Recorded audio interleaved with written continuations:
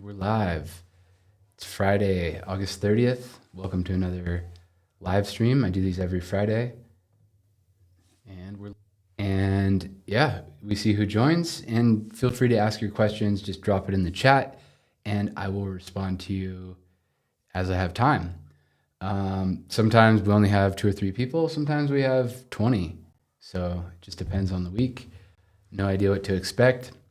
But before I get into Descript, I always start by pitching what it is that I do. I have a business called Descript Mastery. Descriptmastery.com is my website. The primary things I do is, first of all, tutoring. I spend most of my day in tutoring calls, showing people how to use Descript. Mostly it's brand new Descript users.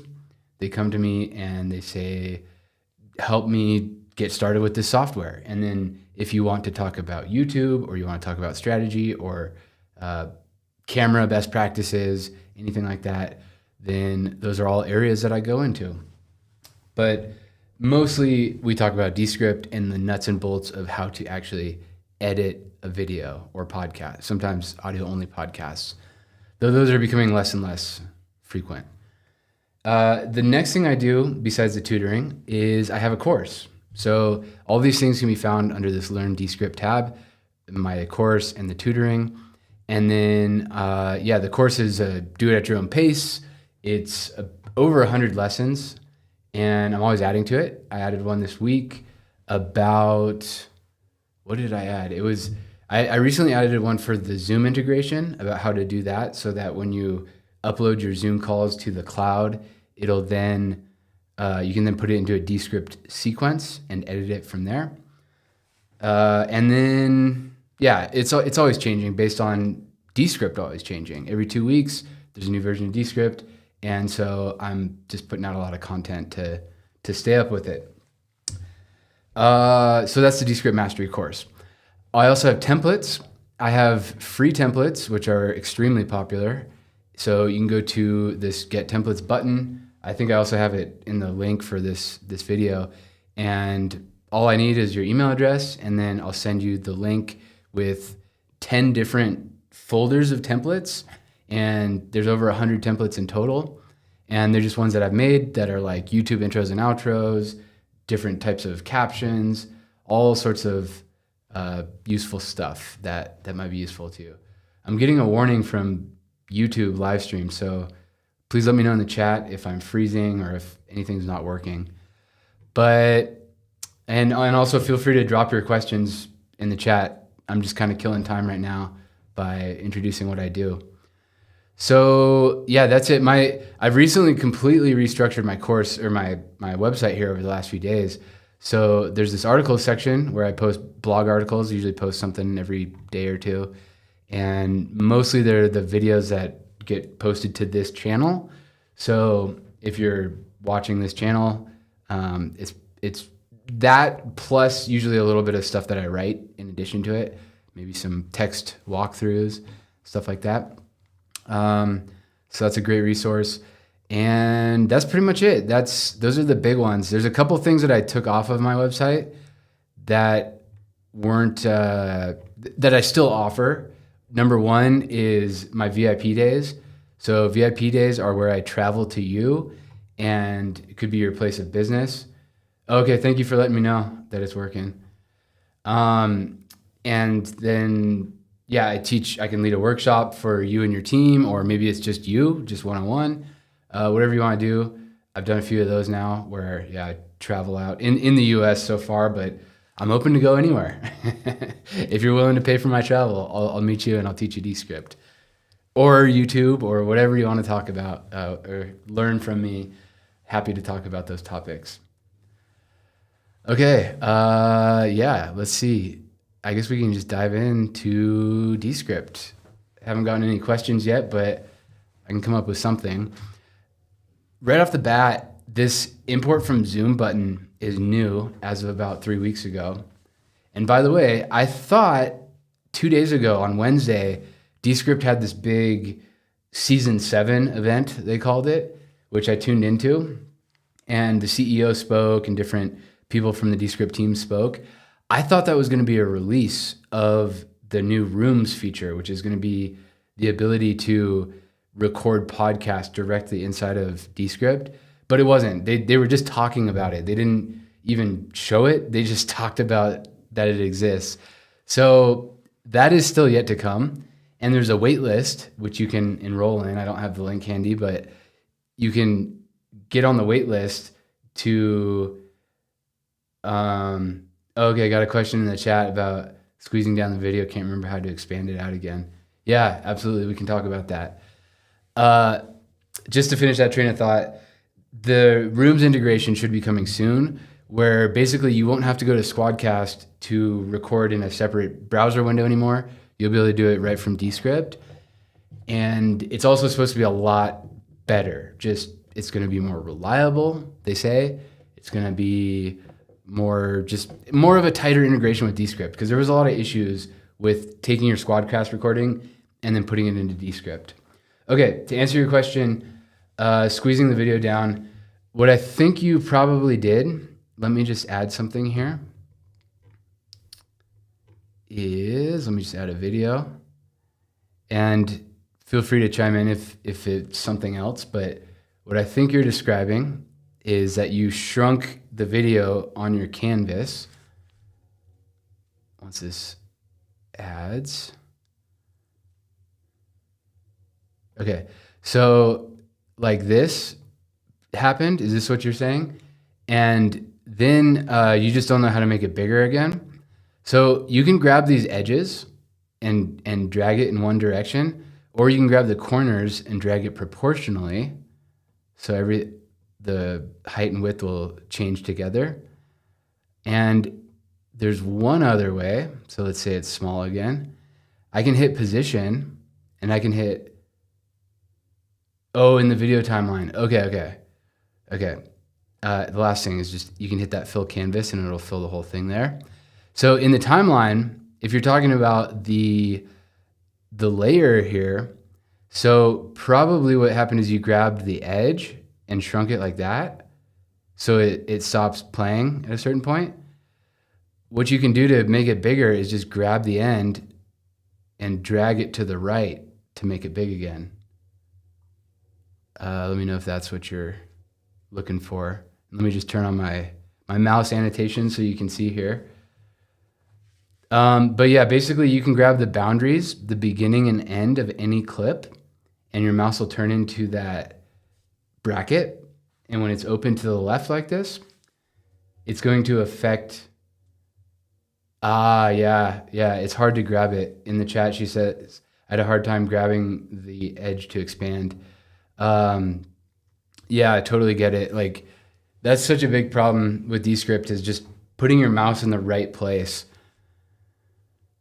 So, and especially when you're between two adjacent clips and you can't really see if it's open to the left or open to the right. And you can see my mouse is kind of big. I've actually gone into my computer settings and made it bigger because, for one thing, I'm always demonstrating Descript and it helps when you're able to see it. And so that might be useful too, is to just go into your settings and expand it. And also, I will always preach this. I recommend an external mouse. If you're using a trackpad, it's going to be a lot harder just because your dexterity is so much less when you're trying to just move things around with your finger. So I always preach, get an external mouse. And it's also really nice if you have a scroll wheel, and beyond that, a horizontal scroll wheel. So you can scroll left and right in the timeline like that. And if you don't have a scroll wheel, on a Mac computer, you can hold Command and then use 2 fingers on a trackpad to scroll up or down to zoom in or out, and then hold Shift and scroll up or down to scroll left and right in your timeline. So that's how you can do it from your keyboard and from a trackpad. And it works the same. A scroll wheel, holding Shift and then left and right will go left and right on your timeline. Holding Command and scrolling will zoom in and out. Okay. thank you for the question. Let me know if anything else comes up or you want any more tips about that, but hopefully that was what you're looking for. Yeah, so there's that. And then I could show you, let me just create some fake placeholder text in here. I'll just have AI generate something and I can teach that while we're going. So Underlord, if you're new to Descript or you haven't seen it in a while, all the AI features are in this top right called Underlord. And it's ChatGPT. So it's an AI chatbot built into the editing software. And right now I don't have any text in here. So all of this is grayed out with the exception of generate an image. So that I'll use AI to generate AI art. And then at the very bottom here, brainstorm, write a script, or write an outline. So I can give it a prompt to write the script for me, like what the content of this video will actually be. So if I click on that, I can tell it how long in words. And sorry, my computer is getting a little slow here. I think I'm overdoing it with the live stream, different softwares. But length, 500 words, you can set it to whatever you want. Just type it in there. Starting point, like just give it a topic that you want it to write this script about. Give it a tone. I want this to be funny. I want this to be professional. I want this to be academic, whatever you want to say. That's what you can type there. Audience, whatever you want. Examples. If you have a style that you like of somebody else, or maybe it's your own style, you could type in a sample of your writing to give an idea. This is all training the AI essentially, so it has more to work with. The quality of the output is always the quality of the input. So the more you can give it here, the better your result's going to be. And then any other custom instructions, any context you want to give it or anything else, you can do that there. And hit submit. Underlord is thinking. I've drafted a 500-word script. And you can see within 3 seconds of me hitting submit, it's already got an answer. So extremely fast. And I could read through it. If I didn't like it, I could hit follow up. And that'll give me another chance to prompt it. So I could say, include less detail or make it more detailed or whatever I want. But I won't do that right now. I'm just gonna hit add to script. And there it is. So there is my, oops, where did it go? Hang on, what just happened there? Let me undo. Okay, there it is. I somehow accidentally deleted it. So there it is in my script, and you can see it's light blue because I haven't turned it into an AI voice yet. And to make it an AI voice, I just need to add a speaker. But first I'm going to check the chat. Question, can you explain what the icons are on the timeline? Why and how to use those? One looks like and another looks like a knife, another looks like a square, another a hand. Yeah, so those are the timeline tools. And thank you for the question. So by default, it's in the select mode. And I've worked with students who have used Descript for months and aren't even aware that there's anything but the select tool. So you can do everything with the select tool, and that's why it's the default. And if you get away from the select tool, it's this one that looks like a cursor, or you can hit A on your keyboard and that'll bring you back. And so that's all the normal behavior that if you've never switched this, that you've used before, where you can click on a clip, you can drag it left and right, you can click on words, all the just normal stuff that you can do. Now, the one next to it is called the blade tool. And with the blade tool, you can see, as you said, it looks like a knife. And if I put it somewhere, you can see the little red arrow above and below that place on the layer where I'm hovering over. And what that's going to do is split the clip at that point. So I can click and you can see it just split everything after that point where I clicked from everything before it. And so the purpose of this is now with that second half selected, I could delete it, for example. I just hit delete on my keyboard and it's gone.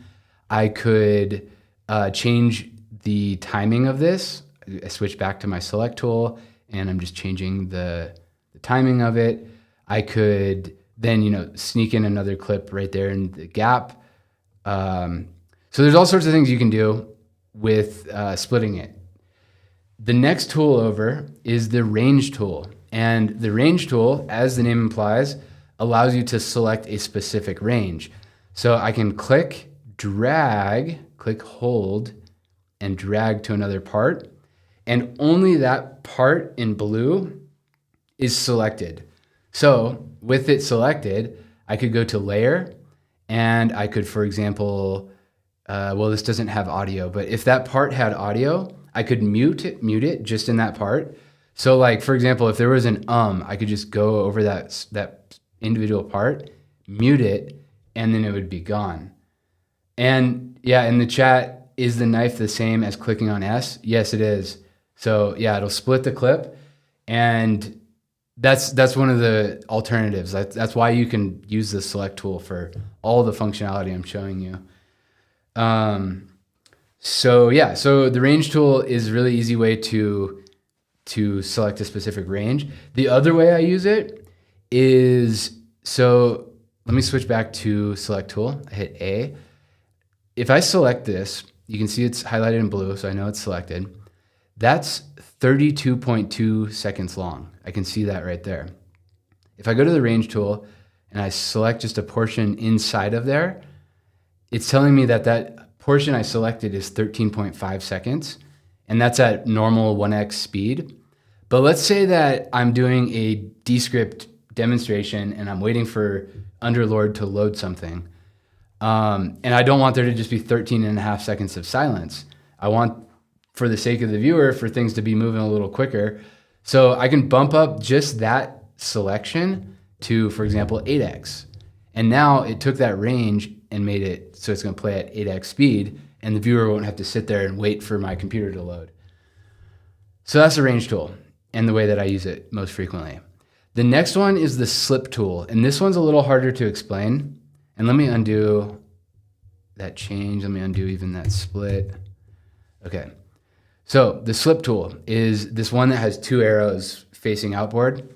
And what this does is, notice when I put my mouse over it, over the clip, it says, there's a little black box that pops up over it, and it says 000 and then horizontal bar or vertical bar 0059. That's telling me that this clip is going to play, it's from 0 seconds to 59 seconds. It's going to, the whole length of it. Now, if this clip was a little bit shorter, like let's say it was cut off, like let me switch back to select. I'm going to make it a little bit shorter. Go back to slip. So now when I made it shorter, it goes from 0 to 28. But what slip allows you to do is to change the part of the video that plays within that selection. So what I mean is, if I click and I drag to the left, notice how those numbers are changing. So now it's from 0016 to 0044. So the length of that selection hasn't changed. It's still 28 seconds, but the part of the clip that is playing inside of that is changed. I shifted it over by 16 seconds. So hopefully that makes sense. If you have, this is especially useful for B-roll like this. This is a perfect example. Like if there's a certain part of the mountain of this drone shot that I want to show, then I could slip to that exact point so that there's not a bunch of boring like lead up or something. But I need it to be exactly that length, 28.1 seconds in this case. So hopefully that makes sense. Slip is a little bit more advanced and probably won't use it as much, but it's good to know about. The last one is the hand tool. And this one I never use, but it's purely navigational. So you see that my cursor turned into this mouse. And all of these, by the way, only apply from the timeline and below. If I bring my mouse up into the transcript, it's all the same. It's just a cursor. Thus why these are called timeline tools. They're only for the timeline. So the hand, my cursor turns into the mouse, and I can click somewhere and drag. And if I drag to the left, it slides my timeline to the right. And vice versa, if I click and drag to the right, it slides my timeline to the left, closer to the beginning.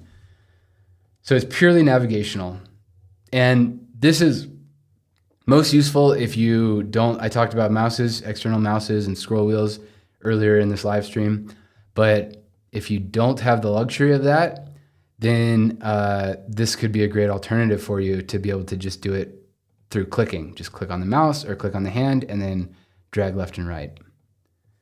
Okay, thank you. Good question. The timeline tools are an often overlooked thing, but can be very helpful. And again, 90% of the time, I'm just in select mode.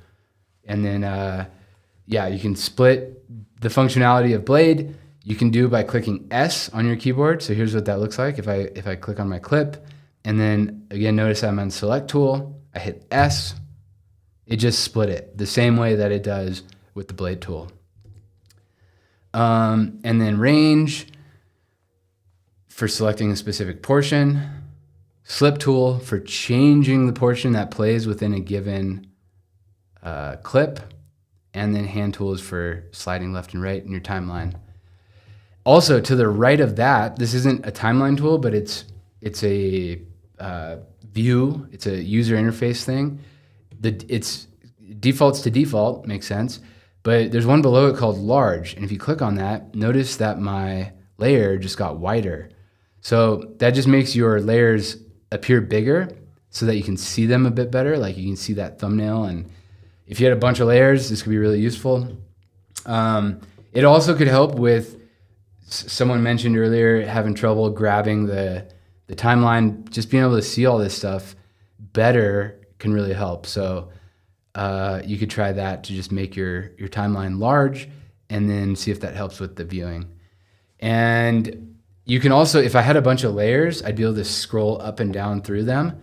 That's another common thing I see people doing is they don't know, they have a bunch of layers in here and they can't find something that they've added. They're like, where is that sound layer that I added? And what they don't realize is you can scroll up and down through your layers and find things that way. Additionally, if you click into the timeline, into the white space, and you go to layer here, you can see this thing that says layers in current scene. And here you go, there's a video layer and there's my script layer. And if I had any other additional layers, like let me add a music layer, just hit that plus button. I went to music, hit that plus button. It's importing audio, so it'll be in there in just a moment. And now if I go back to layer, there it is. There's my music layer. It's got that little music icon next to it, so I know it's music, and then my script layer. And the important distinction here is the script layer is what is transcribed. You can think of it as your base layer. It's the most important layer. And it's these words here that I just highlighted. You can see it's highlighted here and it's highlighted down here in blue. So that's the script layer. Everything else is just another layer. It's just a general layer, supporting layer as I call it. So yeah, that's the distinction between script layer and other layers. But you can see now that I have two different layers in there, they're stacked, and I can scroll up and down a little bit through them, but let me make this smaller. Yeah, now I can scroll through it and you can see that it's stacked. So that's how that works. Question in the chat, is there a way to completely delete a project and start over? Yes. So this brings up a lot of interesting talking points. Let me go back to my drive view here. If you find the name of a project that you want to delete and you come over to these three dots, there's a few things here. There's this one that says delete project, and that will completely delete it from your computer and from Descript Cloud. Now, I'm on the web browser right now, so these files aren't downloaded to my computer anyways, but if I was on the desktop app, they would automatically be downloaded to my computer's hard drive, and there would be a thing here that would say remove download. And if you click remove download, that'll take it off of your computer's hard drive, but not off of Descript Cloud, so it's not completely lost. Now, because I'm on the web.descript.com, I have this one that says clear local cache. And so Descript has put some files into my browser to make it so that the next time I open this, it's gonna open a little bit faster. Now I could hit clear local cache and it'll get rid of those. Or I can hit delete project and that project will be gone from my account altogether. So that's deleting it. And then the other thing you could do is you could keep your project, like this one called Untitled, and I could just delete the layers if I'm not too far into it. I only have 2 layers in here, so I'll just highlight them, click on it, and press delete. And I could right click on the scene thumbnail right here in the top right and hit delete. And now it's gone. I've effectively deleted everything. Now the advantage of doing that, deleting it inside of a project, is if I go to my project files, all of the stuff that I've added, like that reggae song and that view of the mountains, every file that's ever been added gets added to this project file. This project, project files is the name of it. So that might be a recommended way if you're going to use the same source files, is to just keep your files there in the same project. The other way, I told you this brings up a lot of talking points because there's a lot of different paths you can go here. Right now, we're inside of a composition, inside of a project. Every project has at least one composition. So if I click on this drop down right here, I'm in a composition called Untitled inside of a project called Untitled. So let me just rename these for clarity. So there's a project, and then I'm just going to name this composition. Oh, and it changes my, let me add a new one. Rename project. Okay, so project, the thing to the left of the / is, you can think of it as like a folder. And then the thing to the right of the / that says Untitled is a composition. So if I click on that, I can have, as I said, you have to have at least one composition in a project, but you can have as many as you want. You can have unlimited. So right now I have this original one called composition, and then I have this new one called Untitled. And I could duplicate these. I can just hit new composition as I just did to create a new blank one. And I can title it here. So I can just call this composition 2. And there we go. I now have composition 1 and composition 2. It's over here as well in the right side under project files. So where I'm going with that is, let's say your composition 1 is all messed up and you just want to completely start over. Then but you want to keep it just as a reference, just to have it there. Then what you can do is just hit that new composition button, and you're starting over from a blank slate, but you can have your original work in case you need to reference it. And the other advantage of inside of this project, these 2 compositions plus any other ones I add will share the same project files. So anything that I've added to any of these compositions, I'll be able to access right here to pull into the other ones. Because Descript doesn't have a central library, for lack of a better word, where I could share files between projects. I can only share files between compositions inside of the same project. So hopefully that kind of makes sense. It's kind of a little complex, and I've done videos where I've like drawn on my whiteboard the breakdown of project composition, scenes, clips. Question in the chat, do you have an idea? I accidentally created a transition, but my video is starting now and ending at the very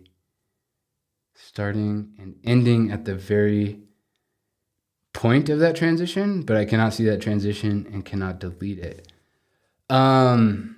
So transitions are found in scene, and they're right here. So wherever you're seeing that transition, if you click on the scene before or after the transition, then, because scenes are only in or out. So let me just add 2 scenes here for clarity. So I'm adding one video, and then let me just add that other one. Show timeline. Okay, so here's my first thing, aerial view of Fraser River Valley and mountain landscape in British Columbia. And then I'm going to add a scene with the slash. So I have scene 1 and scene 2. And then in scene 2, I'm going to add this waterfall or mountain thing that I added before. I'll hit add new layer. And if I click back into scene 1, I go to scene, the scene properties up here. I go to transition. Right now there is no transition applied. So I hit this plus button. And if I say out, that's how this is going to go from scene 1 into scene 2. I can do a fade, I can do a blur, cross zoom, etc. So I'll do cross zoom. Let's see how that looks. There we go. I don't know if you can see it over the live stream because the might not be a high enough refresh rate, but it was there. And so where I'm going with all this is now that transition has been added, I'm in scene 1 right now. I can see that blue line letting me know that I'm inside of scene 1. I go to scene. I have there under my transition is the one that I added. And if I go to scene 2, well, and actually let me just click on these dials.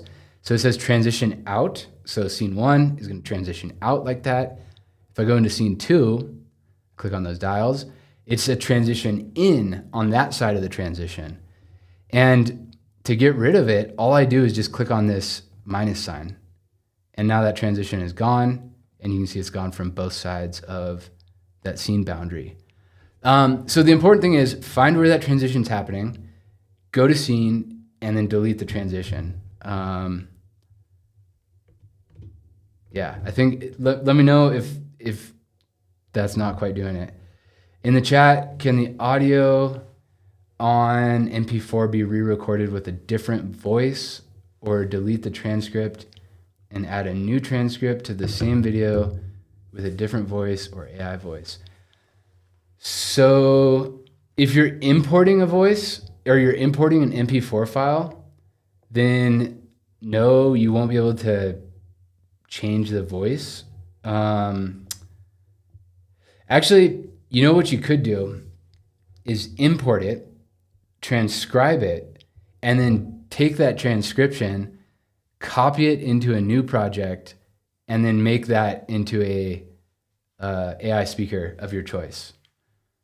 So I could run through that real quickly. And Chris, since you asked, I'll open up our bootcamp video again. And so this is actually a perfect example. So let's say that this is the transcript from the MP4 that you brought in. You won't be able to change it here, but what you could do is oh, wait a second. Then you'd lose the video. Yeah, so the problem is you lose the timing of everything.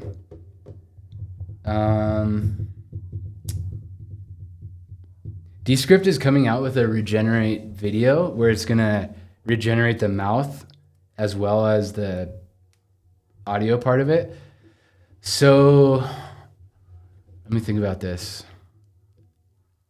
I was thinking when I first said how to do it, I was thinking MP3 where it's audio only, because what you could do in that case is just copy the transcript, go to a new composition, make it a audio only, right?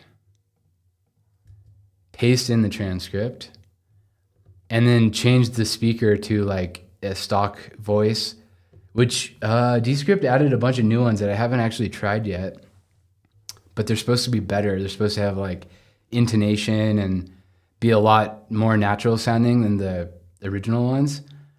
And it was 6 new names. It's probably one of these. But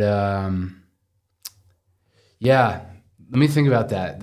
That's it. I'm sure it could be done. It's just not like super easy to, especially with the timing of the voice, because the AI is going to totally do its own pacing.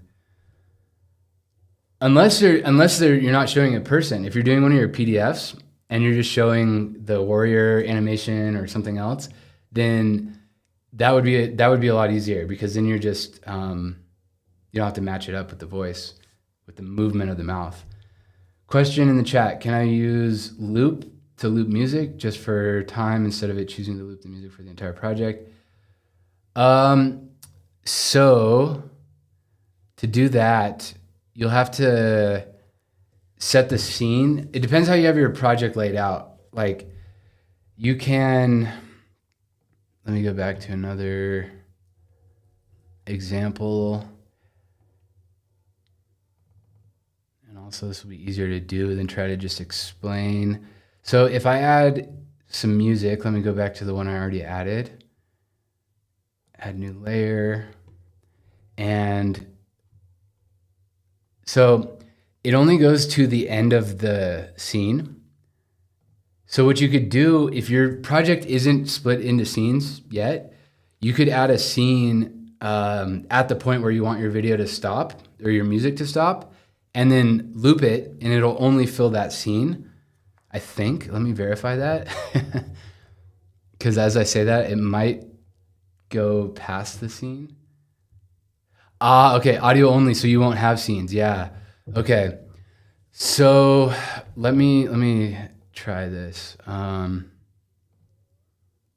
me switch to audio only and music.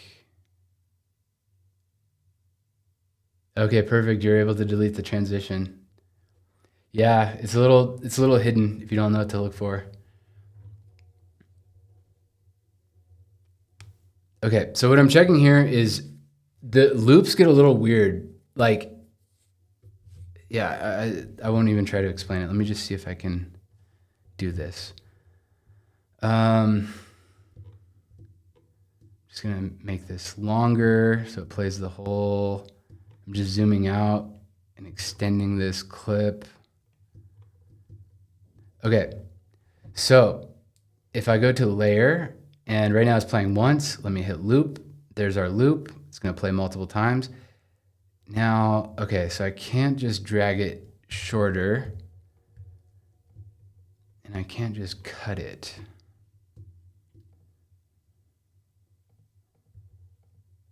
You know what? I don't know that I have a good answer for you, other than, what if I make it shorter here? Sometimes I'm figuring this out in real time. That just shrunk the beginning. Yeah, without scenes, that's interesting. I haven't run into that, to be honest, in audio only, because I don't do a lot of audio only.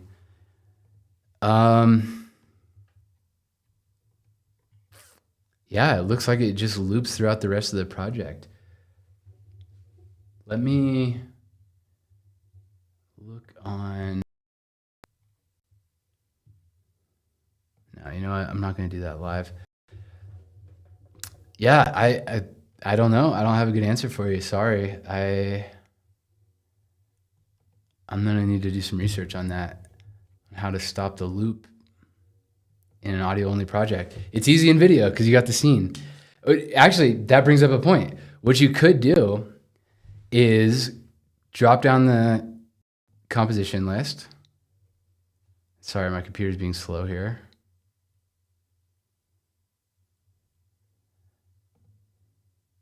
Three dots and say set to video. And you won't actually have a video, obviously. But what you could do is add a scene and then shorten it. I just grabbed the end of it and just shortened it to that nearest scene. And then go to publish, export, and then just export it as MP3 audio. So yeah, that's the workaround I would do, is to, because you really need that scene to stop the choosing not to loop it. Okay, yeah, that's easy too, is to just copy and paste the track and then just duplicate it as many times as you need. Maybe it's just once. And then when it's not a loop, it won't have that weird behavior where it cuts off the beginning of the track. So totally, that works. Yeah, it's just, I guess if you had a really long thing and you needed to copy the music like a bunch of times, this would probably be a more automated way to do it. So yeah, cool. Yeah, that's weird. It's working in audio only, counterintuitively, little things like that can actually be challenging if you don't. if you're used to being in video all the time, as I am. Okay, cool. Tons of good questions today. Thank you. This has been one of the most active ones to date.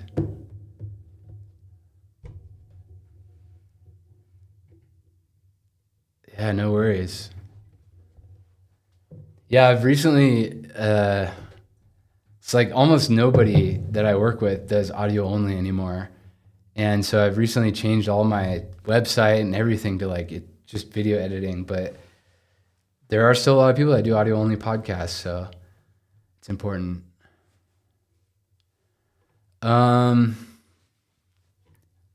Okay, what else? I could talk about captions real quick, unless anyone else has more questions.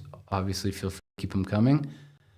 Let me go back to Underlord and generate a script again, since I deleted it. Go to write a script. And hit submit.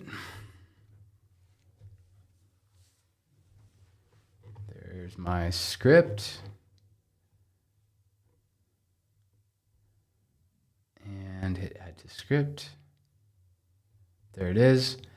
And now that I have that in there, those words in my transcript are what will become my caption. So, okay, yeah, in the chat, transitioning from audio to video. Yeah, exactly. That's what, like, the very few people that I see still doing audio are looking for ways to get to video. Like they're doing audiograms so they can publish it to YouTube, or they're just getting cameras and stuff. They're figuring out how to do video. So video is eating the world right now. And this is a good example here of one way that you can make something that's audio only into a video. So I'm going to make a little audiogram here. I'm going to delete scene 1, and all I have, let me just delete that last little bit of the mountain there. Okay, so now I have my AI generated script, and a blank screen. There's no visual component in here. What I could do to make this more interesting is go to captions, and these are all of Descript's built-in captions. So you can hover over them and you'll see what it looks like. So this one has like the karaoke effect with the green letter, and then the rest are white. I really like this one. It's white with yellow karaoke effect, but some of them are like skewed. They're off on an angle. Some of them are like this. And actually this is what I was gonna go for was that waveform. If you see behind the captions, this includes that waveform. So if I click on it, going to apply not only the caption, but that waveform. There we go. And I have that music still in the background, so hopefully you can hear that through the live stream. And so you can see that little gray bubble that is moving in time with the music. And if I had the voice, it would be moving in time with the voice. But that's how a lot of people are taking their audio-only podcasts and then just getting a simple video out of it so that they can post it as an MP4 on YouTube, and then that's it. That's at the simplest form. I guess the simplest form is to just put a picture in the background. You could just put like an image of you or your logo, or it could be one of Descript's stock media. You could just take something like this. So at the simplest form, that's how you could turn your audio into a video, is just adding this stuff. Step above that is captions and audio forms. And then the step beyond that would be to add B-roll, like to add actual video over whatever you're talking about. In the chat, do you use Squadcast for podcasts? We want to start remote recordings. Are there common issues that we should be aware of? Yeah, so I use Squadcast. There's a lot of people who don't recommend it and have had bad experiences with it. In my opinion, they're probably not using it right. I have a checklist of, and I guess this is the problem with it, is like using it right involves setting it up right. So it is a little bit more involved than Riverside, which just works. It's just the most reliable one I've heard. And StreamYard is extremely simple. It's just like the user interface is really easy to understand. So those are the three I'm familiar with: Squadcast, Riverside, and StreamYard. And so, yeah, Squadcast is good, but it's just, you got to you got to know what you're doing with it. And I have a checklist, which I can pull up. Google, it's on Google Drive. 1 second here. Here it is. And I don't advertise this on my website anymore, but I used to have it available for download. But actually, let me just send this link in the chat. So basically, you don't want people on like their phones. Have them on desktops if possible. Have them on Chrome-based browsers if possible. And then typical stuff like restart your devices, close other apps, things like that. All that will help. And when I've done all these, and my guests have done all these, like I haven't had any problems. So yeah, and I know it's kind of a lot, like, and I guess that's why I probably shouldn't recommend it, because it's a lot of extra work. Here, I'm dropping this checklist in the chat. Okay. I just dropped the link.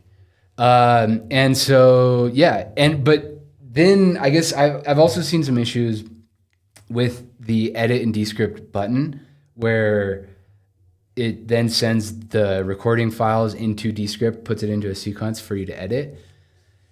And it's funny because I didn't think I'd be talking about Squadcast anymore after Wednesday. I thought they were going to release that Rooms thing, but it's still further down the road. So maybe hold off. I would say hold off on using Squadcast until they release Rooms, which is supposed to be a lot better, a lot more reliable and everything else. So yeah, it should be coming any week now. So the common issues, like I said, is bringing it into Descript can sometimes cause issues. When I saw that be a problem was when one of the people on the call had done a screen share, and for some reason Descript didn't accept the screen share layer. And then another common issue is people not being on desktops. I found that out the hard way. Somebody called in on a phone and that file didn't upload properly. Oh, and the other thing is, it's as you're recording, it's uploading into each participant's browser. So if somebody, like as soon as the call ends, they just drop off before it's finished uploading, then that causes a problem. You can lose that file. So that's the other thing, is make sure everyone stays on for a few seconds after the call. And this is the reason this is highlighted. This is really the only step you need to follow, is do a test recording. Make sure that everyone's uploading, that everyone can see each other, everyone can hear each other. And if they can, you're good to go. If they can't, this is, do a test recording first, 60 to 90 seconds, or really like 10 to 20 seconds is all you need to just make sure all that's working. And then when it is, then do your real recording, do the big full interview. So that's my opinion, is if you're using it right, it's reliable, it works great. If you're not following these conditions, you'll have problems. Okay, in the chat, where do I store my own style of captions? In templates. Yeah, yep, you're exactly right. So like, let's say that a great way to use templates, and the way that I recommend everyone use my templates, if you haven't downloaded them yet, you can go to descriptmastery.com and then templates at the top, and then I have free templates that you can download. The way that I recommend everyone use them is as a starting point. So this was the Descript template that I applied, not my own, but Descript the company. And if I go to layer, I can change these. So I can make it like change the position, size and position. I can change the font. I can add my own font if I want. If you have like a brand font, then you could add that here. With this little upload arrow, you can find either the Google font, or if it's something custom, then you can just download that file or upload that file, and then it'll be in your Descript drive. So the one I use for my company is Outfit.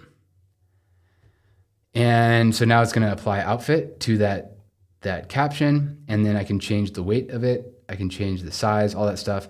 And once I'm done with that, I could go to the scene in the top left and I could say save to template, but that's going to save everything. So if all I want is the caption layer, then you need to start from scratch by going back to your drive view, go to templates, and then I think I have one for captions.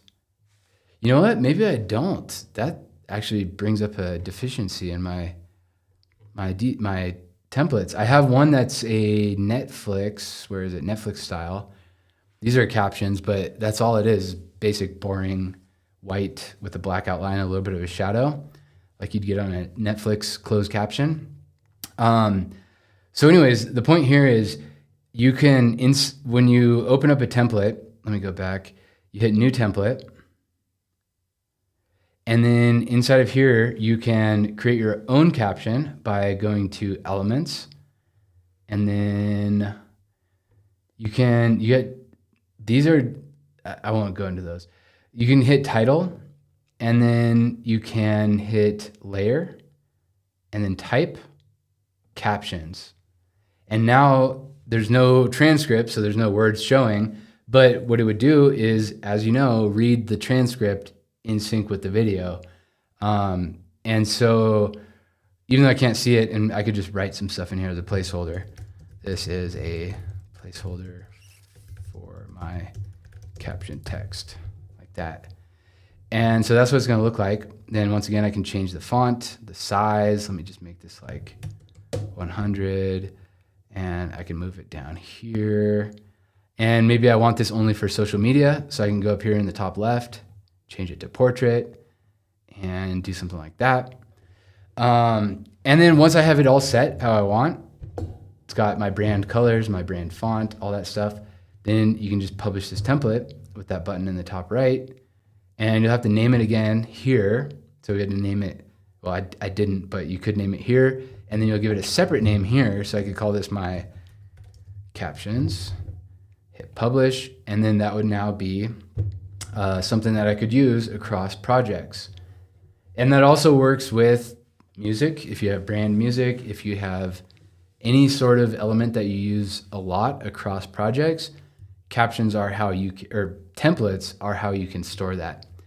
And by the way, on that note, the CEO in the call the other day, the CEO of Descript, said that their big push for the next big update with Descript relates to captions and layouts, or not, I keep saying captions, templates and layouts.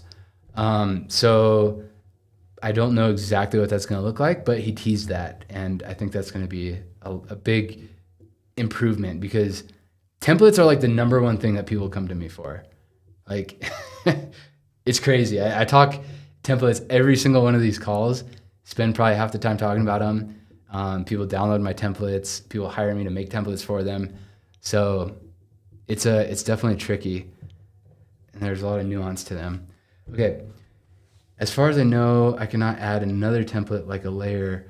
Yeah.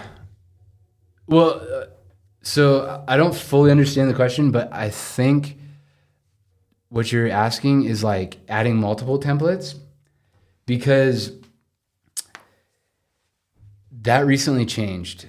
You used to be able to stack templates, and I've made videos on this channel and in my course and everything, where my recommended way to make templates was to make templates that did only one thing.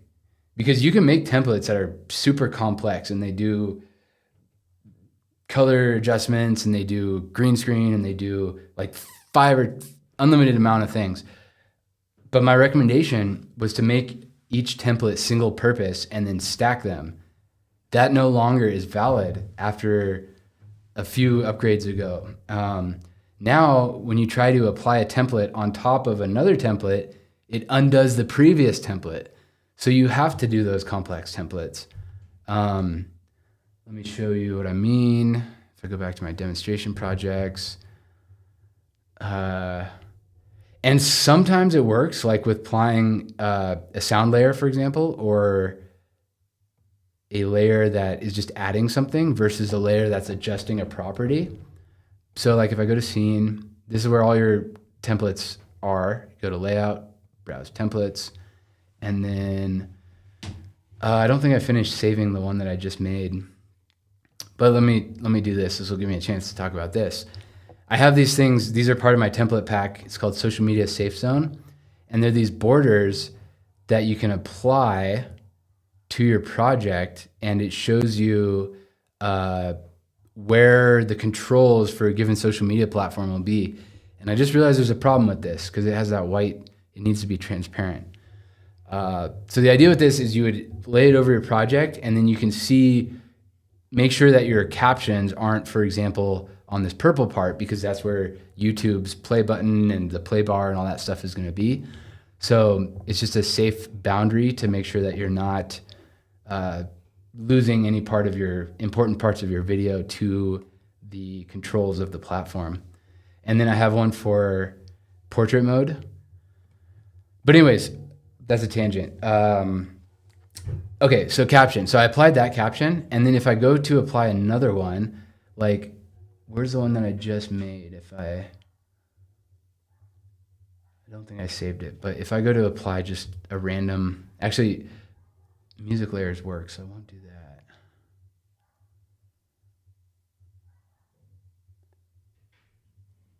Okay, so when I just applied this new, and this is my outro that I use for YouTube, and so this is a great caption, or a great template to have, is like a watch next one, and then inside of YouTube Studio, you add your recommended next video or like a playlist, something like that, that the viewer can click and then binge your channel. But so what I wanted to point out here is when I applied that template, it took away that social media safe zone layer. It's now gone. And if I had just added that social media safe zone layer as a layer myself, it would still be there. But because I added it as a template, it takes it away to add the most recently added one. So in short, your templates have to be more complex now. They have to do everything that you want in one place. So that includes any property adjustments like color adjustments, transitions, green screen, whatever your layer is supposed to do, you need to do it in one layer. So unfortunately, my recommendation for stacking them is no longer valid. Yeah, exactly. In the chat, so it's probably better to make more complex templates and delete the parts you do not need. Yeah, exactly. So if you had like, I won't throw out more examples of properties you can adjust, but you could have a template that does 5 things and you only need 3 of those. So you could delete the 2 things, apply the template, and then delete the 2 properties that you don't need. That's exactly how I would do it. Or you can have like really granular, like if you're applying one thing that only happens at the beginning, but then to a scene in the middle, it's like almost the same minus a couple differences. You could have like your opening template and then your like middle of the project template, like slightly different ones. It all depends on how much you're going to be using each of these properties, because obviously I won't go into like how to have an efficient workflow, just that the more you're going to apply something, the more it makes sense to have a template to just do it repetitively for you. So when I'm doing like my course, for example, the first thing I do is make the templates for it. So like I'll come up with like a module template, like each lesson individual template, like I have an action item template where at the end of every lesson it assigns the student a project to practice. And so that's the very first thing I'll do, is just make those templates and then record the video, and then all you have to do is just plug the templates in, and yeah, doesn't take too long at all. Okay, so it's almost 2:30. Any last minute questions? If not, since we talked about templates a lot, again, descriptmastery.com/templates. I can make ones for you. You can download my free ones, and I have a masterclass, which is Templates Masterclass, which you can buy as a standalone course, or if you buy the Descript Mastery course, it's included with that. So yeah. And yeah, check out for the rest of August, which is like less than 36 hours. I'm running a deal where if you buy 3 calls, you get 1 free. So 4 for the price of 3 for the next less than 36 hours. Thank you so much for joining. Have a great weekend and come back on next Friday. Oh, one last question. Is there a correct order to applying one template to an entire project without it auto-including scenes unnecessary? I don't fully know your question, but the one thing I'll show you that I think will be helpful for what you're asking is you could apply the template to one scene, and then what you can do is take that scene. So I applied this template to scene 1, and I can right click on it and say copy layout, and then I could go to another scene, like let's say scene 3, and hit paste layout. And that's kind of like a template within a project. So if I'm understanding your question correctly, that could do what you're asking. Just set up a scene how you want, copy layout, and then paste layout into the one that you want to replicate. And that won't copy the content. Well, it actually did in this case because it's just it was a blank scene. But if you already had content in that scene, it would only copy the properties and the additional layers. It would swap out the script layer. It wouldn't swap out the script layer, the existing script layer. Hopefully that makes sense. Okay, I'm gonna end it there. Thank you everyone, and talk to you later.